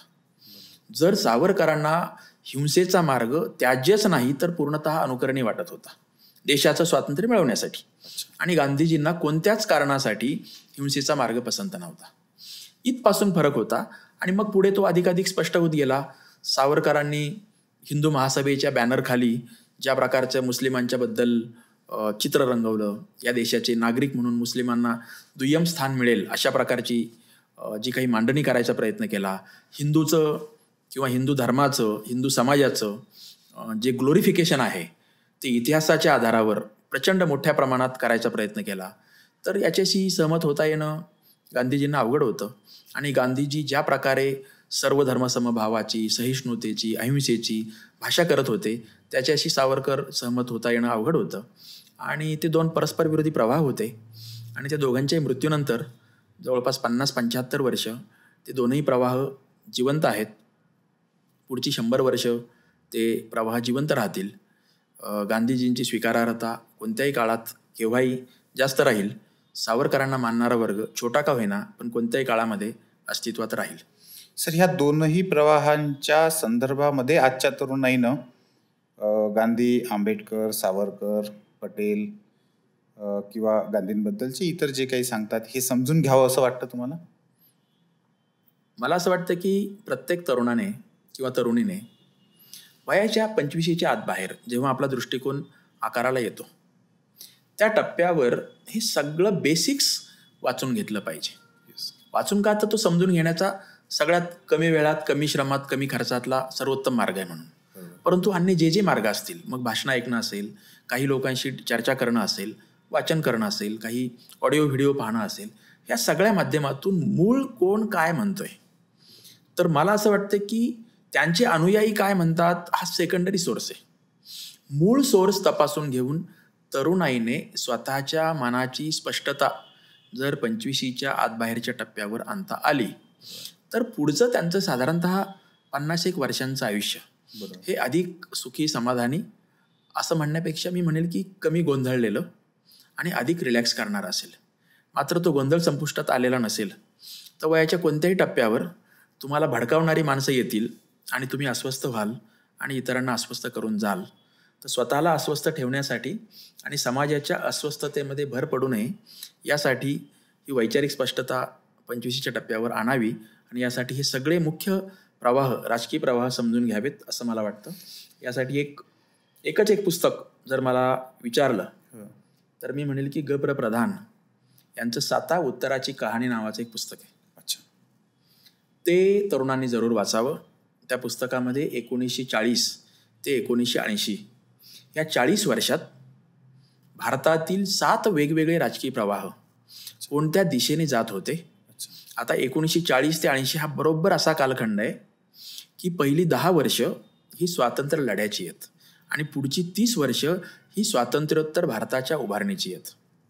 मध्यवर्ती कल्पना अशी आहे की 1940ला वयाच्या 20च्या टप्प्यावर असलेले 7 मित्र पुढील 40 वर्षात म्हणजे वयाच्या 60पर्यंत 7 वेगवेगळ्या प्रवाहाबरोबर जाऊन कसा प्रवास करतात आणि ते 7 प्रवाह वेगवेगळ्या वेळी, वेगवेगळ्या घटनाप्रसंगी काय भूमिका घेतात, कसा प्रतिसाद देतात, यावर ते पुस्तकाचं खूपच चांगलं विवेचन आणि विश्लेषण आलं आहे. ते 7 प्रवाह कोणते आहेत? एक आहे गांधीवादी, दुसरा आंबेडकरवादी, तिसरा हिंदुत्ववादी, चौथा कम्युनिस्ट, 5वा समाजवादी, 6वा रॉयवादी आणि 7वा क्रांतिकारकांचा पक्ष. तर हे 7 राजकीय प्रवाह 42च्या लढ्याकडे कसं बघत होते, जागतिक महायुद्ध दुसरं त्याकडे कसं बघत होते, देशाला स्वातंत्र्य मिळालं त्यावेळी कसं बघत होते, जी भारताची राज्यघटना अस्तित्वात आली तिच्याकडे कसं पाहत होते, युद्ध झालं पाकिस्तान बरोबर यांच्याबरोबर तेव्हा कसं पाहत होते, 1975च्या आणीबाणीकडे कसं पाहत होते, आर्थिक पुनर्रचनेबद्दल कसं पाहत होते, गोवा मुक्तीसंग्रामाकडे कसं पाहत होते. अशा सगळ्या वेगवेगळ्या प्रश्नांच्या संदर्भात या 7 प्रवाहांनी काय काय भूमिका घेतल्या हे त्या 7 जणांच्याकडून आलेलं आहे आणि ते त्यांनी गोष्टी रूपाने मांडलंय. परंतु गोष्ट आणि याच्यातले कॅरेक्टर्स ही निमित्त मात्र आहेत. खऱ्या अर्थाने हे 7 प्रवाहांच्या मूळ फॉर्ममधल्या ज्या भूमिका आहेत या समजावून देण्यासाठी प्रधान सरांनी ते पुस्तक लिहिलंय. आणि त्यातलं खूप महत्त्वाचं वैशिष्ट्य असं की त्या प्रसंगी त्या राजकीय पक्षाच्या लोकांनी घेतलेल्या भूमिका यांनी या ज्या पुस्तकात लिहिल्या त्या प्रधानांनी त्यांच्याकडून तपासून घेतलेल्या आहेत. म्हणजे आणीबाणीच्या संदर्भात हिंदुत्ववादींनी जी भूमिका घेतली ती मी माझ्या पुस्तकातल्या कॅरेक्टर्समध्ये जी ओतलेली आहे ती बरोबर आहे ना, तर ती बाळासाहेब देवरसांच्याकडून त्यांनी तपासून घेतली. कम्युनिस्टांच्या बद्दल मी जे हे कॅरेक्टर रंगवलेलं आहे आणि त्यांनी या 40 वर्षात ज्या भूमिका मांडल्यात ह्या बरोबर आहेत ना, कम्युनिझम असाच होता ना, हे त्यांनी डांगेंच्याकडून तपासून घेतलं. असं समाजवादी आणि उरलेल्या सगळ्या प्रवाहांच्याकडून तपासून घेतलं. त्यामुळे 7 उत्तराची कहाणी हे पुस्तक जर वाचलं तर त्यातून अर्थातच व्यक्ती तितक्या प्रकृती, त्यामुळे कोणत्याही तरुणीने ते वाचलं तर त्यातला कोणता तरी एक प्रवाह स्वतःला जास्त पसंत पडेल, हरकत काहीच नाही. परंतु अन्य सगळे प्रवाह समजून घेण्यासाठी त्याचा निश्चितच फायदा होईल आणि ते आवश्यक आहे. गांधीजींच्याच भाषेत सांगायचं झालं तर खऱ्या अर्थाने सत्याचा शोध या पद्धतीने घेता येऊ शकतो आणि ती खरी महात्मा गांधींना श्रद्धांजली ठरेल. सर, खरं तर खूप विचारायचं आहे, खूप साऱ्या गोष्टी आहेत. वेळेची मर्यादा आणि ह्या सगळ्याच गोष्टीचा आपण विचार करता अगदी शॉर्टमध्ये काही प्रश्नांची तरी तुमच्याकडून थोडी उकल व्हावं असं मला वाटतं. पुन्हा एक प्रश्न असा नेहमी विचारला जातो की महात्मा गांधी जाती व्यवस्थेबद्दल तितकेसे हे नव्हते, असं कुठेतरी ते असं दर्शवण्याचा प्रयत्न होतो. तर महात्मा गांधींचा जाती व्यवस्थेबद्दलचा दृष्टिकोन जो होता तो कसा होता? गांधीजींच्या जाती व्यवस्थेबद्दल आणि महिलांच्या बद्दल एकतर गांधीजींनी सतत सांगितलंय की माझा वैचारिक विकास होत आलेला आहे, मी प्रयोग करत आलेलो आहे. तर गांधीजींच्या या दोन्ही घटकांच्या बद्दल, स्त्रियांच्या बद्दल आणि जाती व्यवस्थेच्या बद्दलच्या धारणा ह्या अधिकाधिक विकसित होत गेल्यात. आणि त्या आधी तशा का होत्या आणि विकसित का होत गेल्या हे पण आपण समजून घेतलं पाहिजे.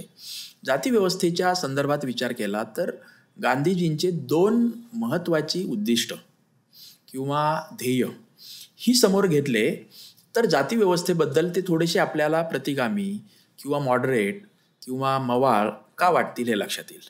पहिली गोष्ट म्हणजे गांधीजींना साधं राहणं, साधं जगणं, ग्रामीण स्वराज्य किंवा ग्रामस्वराज्य ह्या कल्पना एका बाजूला होत्या.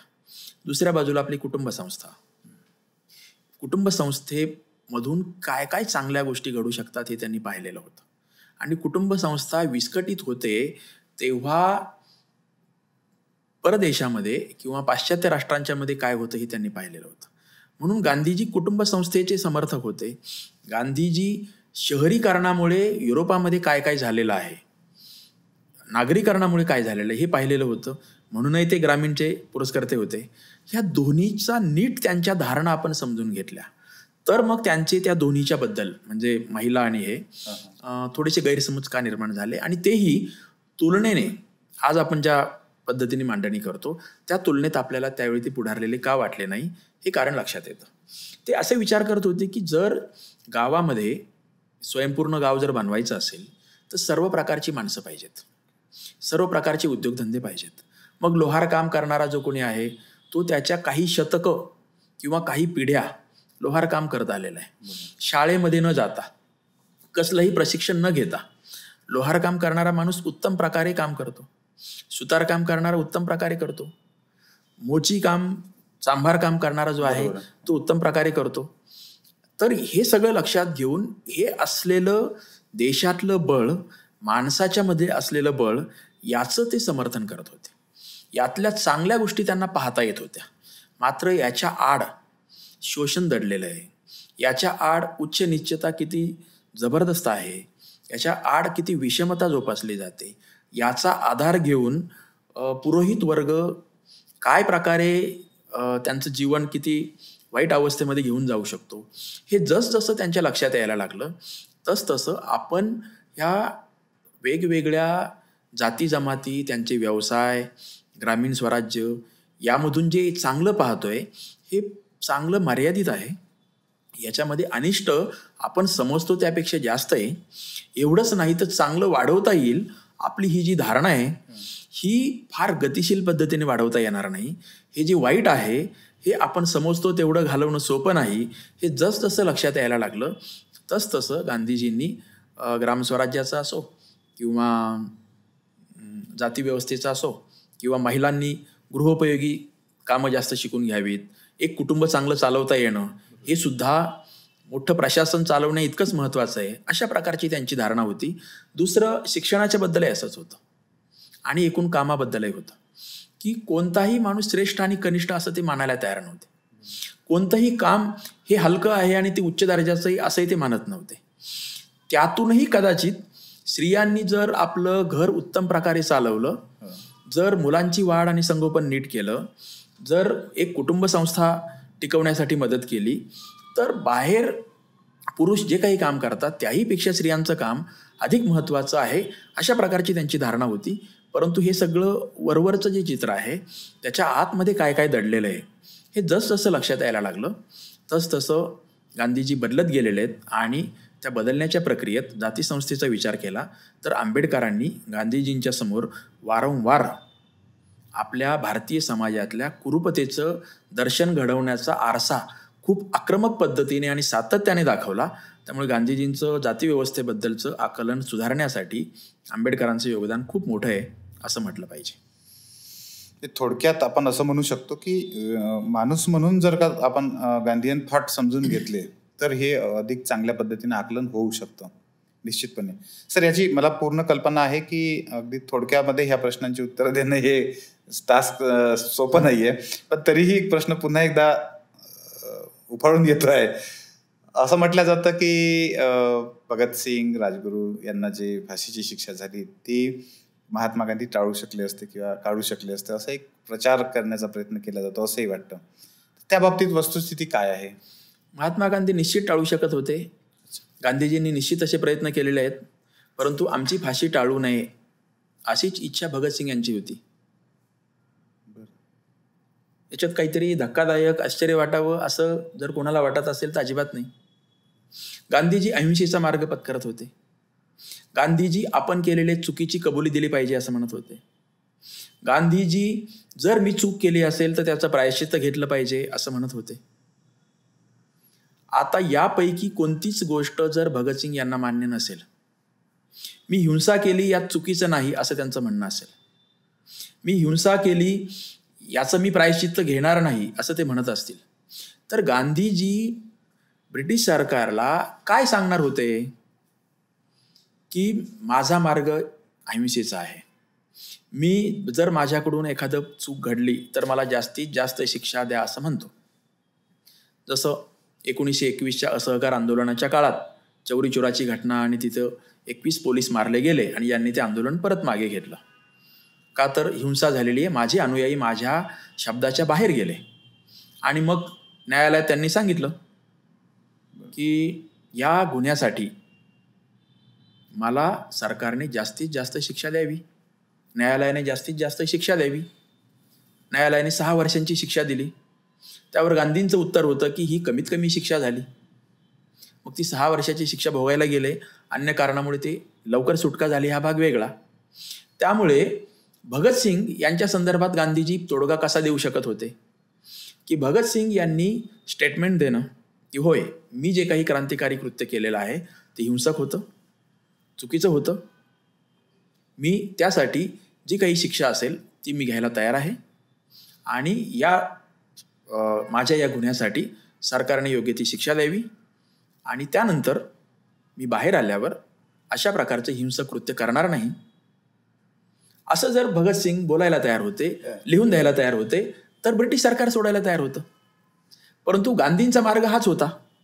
मग गांधींचा मार्ग जर भगतसिंग यांना मान्य नाही तर ब्रिटिशांनी काय करायचं की ज्याला गांधीचा मार्ग मान्य नाही, जो गांधीजींचं म्हणणं ऐकायला तयार नाहीये आणि गांधीजी सांगतायत की सोडा, आणि मग सोडल्यानंतर ते काय करणार आहेत तर ज्या प्रकारे आधीचं कृत्य करत होते त्याच प्रकारचं कृत्य भगतसिंग पुन्हाच करणार आहेत आणि ही तर त्यांनी जाहीरपणे म्हटलं होतं. मग त्यांनी का सोडायचं आणि यांची विनंती कशी मान्य करायची आणि अशी विनंती करावी हे भगतसिंग यांना कुठं मान्य होतं. त्यामुळे हा मुद्दा बेसिक जर समजून घेतलं की भगतसिंग यांची एम्स, ऑब्जेक्टिव्ह, ध्येय, धारणा, उद्दिष्ट, कार्यपद्धती आणि गांधींची ही इतकी जर परस्पर भिन्न असेल तर ते कसं शक्य आहे. आणि विनाकारणच त्या प्रश्नाचा भाव करण्यात येतोय असं आपण म्हणू शकतो. सर, शेवटचा पण अतिशय महत्वाचा प्रश्न आहे तोही, आता आपण एवढंच बोलतो आहे, असंही म्हटलं जातं की देशाची जी फाळणी झाली, जी काही विभागणी झाली आपली, त्याबद्दलही गांधींना बराच दोष दिला जातो एका विचारसरणीकडून. सातत्याने त्याचा हे केला जातो किंवा त्यासाठीचे मीम्स, त्यासाठीच्या वेगवेगळ्या कथा पसरवल्या जातात. तशा तुम्हाला काय वाटतं, वस्तुस्थिती काय होती? मुळात हा देश एकत्र होता कधी? अच्छा. गांधीजींनी हा देश एकत्र केला आणि अनेक लोकांचा त्याच्यामध्ये सहभाग आहे. पण देश एकत्र करण्याचं काम गांधींनी केलं. भारतामध्ये भारत स्वतंत्र झाला तेव्हा सुद्धा 550 संस्थानं होती. ब्रिटिशांनी बळकावला तर अखंड भारत नाही बळकावला. ब्रिटिशांनी पहिल्यांदा बंगालमध्ये सत्तेचा पाया घातला, मग एक एक एक एक एक एक संस्थान काबीज केलं, मग त्याच्यानंतर सगळ्यात अखेरीस पंजाबमधला प्रांत केला आणि मग आत्ता जो काही आपण पंजाब, सिंध आणि त्यावेळचा अखंड भारत जो काही आहे, खरं तर ब्रिटिश भारत. ब्रिटिशांच्या पूर्वी अखंड भारत वगैरे असं काही नव्हतं. भारताच्या सीमारेषा इतक्या स्पष्ट होत्या का? ब्रिटिश बळकावले ब्रिटिशांनी तर हे सगळे राज्य बळकावलेली आहेत, संस्थानं बळकावलेली आहेत. अगदी थेट म्यानमारपर्यंतचा भाग पण येईल तो त्यामध्ये, आणि इकडे अफगाणिस्तानच्या सीमारेषेपर्यंतचा भाग पण येईल. हे सगळं बळकावून ब्रिटिश भारत आकाराला आलेला होता. आणि हा ब्रिटिश भारताला आपण आहे तसा ठेवा असं म्हणत होतो. आणि आहे तसा ठेवा असं नाही तर आहे तसा आमच्या ताब्यात द्या. आमच्या ताब्यात द्या म्हणजे काय, तर आम्ही जे कोणी पक्ष आहोत आणि त्यातले 2 मुख्य जे पक्ष होते, एक मुस्लिम लीग आणि दुसरा काँग्रेस, यांच्या ताब्यात द्या. मग ब्रिटिश 1818 पासून, म्हणजे महाराष्ट्राचा विचार केला तर बळकावलेला प्रांत, त्यानंतर साधारणतः 125-150 वर्ष ब्रिटिशांची सत्ता राहिली. ब्रिटिशांनी तुकडे तुकडे तुकडे तुकडे छोटी मोठी संस्थानं काबीज करत ब्रिटिश भारत बनवलेला आहे आणि ते आता हँडओव्हर करून जाणार आहेत. ते कोणाकडे जाणार आहेत तर 2 मुख्य प्रवाहाचे प्रतिनिधी होते, एक मुस्लिम लीग, एक काँग्रेस. काँग्रेसवाल्यांच्या मध्ये काही गटांचं म्हणणं होतं की हे मुस्लिम असतील तर जास्त त्रासदायक होतील. मुस्लिमांच्या मधल्या खूप मोठ्या गटाचं म्हणणं असं होतं की काँग्रेस आणि अखंड भारत जर असेल, आत्ताचा ब्रिटिश भारत आहे तसा जर ठेवला तर आपल्याला स्थान दुय्यम मिळेल. त्यामुळे मुस्लिम तयार नव्हते. एवढंच नाही तर तुम्ही आम्हाला काँग्रेसच्या हवाली करू नका, कारण तुम्ही आमचा जो भूप्रदेश जिंकलेला आहे तो काही काँग्रेसकडून जिंकलेला नाही परत देण्यासाठी. तुम्ही आमचे जे कोणी पूर्वज असतील किंवा ज्यांचे आम्ही वारस सांगतो तिथून जिंकलेला आहे. त्यामुळे तुम्ही जर तुकड्या तुकड्याने तो जिंकलेला असेल तर तुकड्या तुकड्याने देऊन टाका. आणि ही मागणी काही केवळ काँग्रेस आणि मुस्लिम लीग यांचीच नव्हती. या देशातील अनेक संस्थानं, मोठी मोठी संस्थानं, त्याच्यातली काहींचं तर 100, 150, 200 वर्षांचं होतं.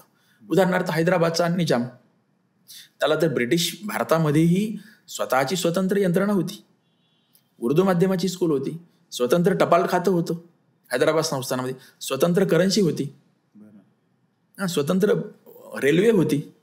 तर ते असं म्हणत होते की तुम्ही आमच्या बापजाद्याकडून भारत घेतलेला आहे, आमचं संस्थान घेतलेलं आहे, तुम्ही आमच्या ताब्यात द्या.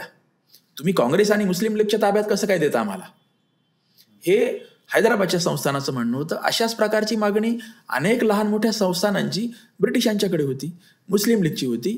आणि काँग्रेसचं म्हणणं होतं की नाही, आता आम्ही स्वातंत्र्य लढा केलाय आणि हा देशाचं स्वातंत्र्य मिळवलंय, आता तुम्ही आमच्याकडे द्या. ते म्हणाले की तुमची एकट्याच्या बळावर कुठे स्वातंत्र्य मिळालंय, हा स्वातंत्र्य मिळवण्यामध्ये तर समाजवादी आहेत, कम्युनिस्ट आहेत, मुस्लिम लीगवाले आहेत, क्रांतिकारक आहेत, हिंदुत्ववादी पण आहेत या ना त्या प्रमाणात. संस्थानिकांच्या मध्ये पण बंड आहे, त्यांनी पण केलेलं आहे. त्यामुळे स्वातंत्र्य एकट्या काँग्रेसकडे कसं देता येईल, एकट्या मुस्लिम लीगकडे कसं देता येईल, एकट्या संस्थानिकांच्याकडे कसं देता येईल. मग ते म्हणतील फार फार तर काय, आम्ही सगळा अख्खा ब्रिटिश भारत कोणाकडे देऊ, तुम्ही सगळे एकत्र या, तुम्ही चर्चा करा. तुम्ही ठरवा, तुम्ही सरकार ठरवा, एकत्रित या, तुम्ही रचना ठरवा, आम्ही तुमच्याकडे देतो. कसल्याही प्रकारचे वाद घालत नसाल, तुमच्यामध्ये फाटाफूट नसेल, अंतर्गत मतभेद नसेल, तर अख्खाच्या अख्खा आम्ही एकत्रित केलेला ब्रिटिश भारत तुमच्या ताब्यात देतो, तुम्ही या. मग त्यासाठी बैठका झाल्या. गांधी आणि जिनांच्या तर 21 फेऱ्या झाल्या चर्चांच्या. जिनांना सुरुवातीपासून मान्य नव्हतं. बरं, स्वतंत्र भारत होणार असं 40च्या दशकात जेव्हा चित्र दिसायला लागलं, तेव्हाच पाकिस्तानची मागणी पुढे आली होती. संस्थानिक स्वतंत्र आम्हाला मागणी करतच होते. त्यामुळे मूळ मुद्दा आपण लक्षात घेतला पाहिजे की ब्रिटिशांना भारत द्यायचा तर कोणाकडे द्यायचा? संपूर्ण अखंड भारतावर किंवा ब्रिटिश भारतावर काँग्रेसचं एवढं वर्चस्व नव्हतंच. तसं असतं तर मुस्लिम लीगला पटवू शकले असते. एवढंच नाही तर ब्रिटिश सोडून गेलेत हा देश तर भारताचे 2 तुकडे करून नाही गेलेले. ब्रिटिश इथून गेले ते भारताचे 4-5 तुकडे करून गेलेत. आपण हे विसरतो की हैदराबाद संस्थान त्यांनी काँग्रेसकडे सुपूर्द केलेलं नव्हतं. हैदराबाद संस्थानाला सांगितलं होतं की तुम्ही तुमचा निर्णय घ्या. काश्मीर त्यांनी भारताकडे दिलेलं नव्हतं आणि पाकिस्तानकडे दिलेलं नव्हतं. काश्मीरलाही सांगितलं होतं की तुम्ही तुमचा निर्णय घ्या. आणि पाकिस्तानला पूर्व पाकिस्तान आणि पश्चिम पाकिस्तान, म्हणजे पूर्व म्हणजे आत्ताचं बांगलादेश, हे 2 तुकडे केलेले होते. म्हणजे 15 ऑगस्ट 1947चा भारताचा जो नकाशा आहे त्या दिवशीचा नकाशा आणि आजचा नकाशा असा नाहीये. त्या दिवशीच्या नकाशात अख्खा काश्मीर नाही, पाकव्याप्तही नाही, आणि भारतातला आत्ताचा जो काश्मीर आहे हाही त्या नकाशात नाही. बांगलादेश आणि आत्ताचा पाकिस्तान हा तर नाहीच, परंतु अख्खा हैदराबाद संस्थानही नव्हतं. अशा प्रकारचा विखंडित 4, 5, 6 तुकड्यातला भारत ते देऊन गेलेत. याचा अर्थ एवढाच की कमीत कमी तुकडे ते देऊन गेलेले आहेत. त्यांनी खूप तुकडे गोळा केलेले होते आणि ते देताना कमीत कमी तुकडे, म्हणजे जे सस्टेनेबल आहेत. म्हणजे काँग्रेसच्या मागे बळ कोणाचं आहे तर आता आपण जो भारत म्हणतो त्याचा आहे. परंतु हैदराबाद संस्थान आणखी वेगळी परिस्थिती होती. हैदराबादला वेगळे ठेवून गेले, काश्मीरला वेगळं, जुनागडचे प्रश्न होतेच आणि पाकिस्तानचे होते. त्यामुळे या फाळणीला गांधीला एकट्याला जबाबदार धरणं म्हणजे त्याच वेळी एकट्या गांधींच्यामुळे स्वराज्य मिळालेलं नाही, स्वातंत्र्य मिळालेलं नाही असाच वर्ग नेमका म्हणत असतो की गांधींनी फाळणी केली. बरोबर आहे. पण ज्या व्यक्तीच्या एकट्याच्या बळावर देशाचं स्वातंत्र्य मिळत नाही, ती व्यक्ती एकट्याच्या बळावर देशाची फाळणी कशी काय करू शकेल बाबा? सोयीस्करपणे केलेली मांडणी आहे असं आपण म्हणू शकतो. सर, खरं तर खूप इंटरेस्टिंग अशी चर्चा आज आपण या ठिकाणी केली. असं म्हटलं जातं की इतिहास घडवायचा असेल तर इतिहास समजून घ्यावा लागतो, आणि आपला इतिहास समजून घेण्यासाठी खऱ्या अर्थानं आजच्या क्षणाला मी असं म्हणेन की महात्मा गांधींना जर समजून घ्यायचं असेल आपल्याला, तर निश्चितपणे आजची ही मुलाखत आपल्या सगळ्यांसाठी खूप खूप इंटरेस्टिंग झालेली आहे. आणि त्यातही मी नेहमी जे म्हणत असतो की राजकारणामध्ये जाणं न जाणं हा वेगळा मुद्दा आहे, परंतु राजकारणाकडे दुर्लक्ष करणं हे कोणालाच परवडणारं नाहीये.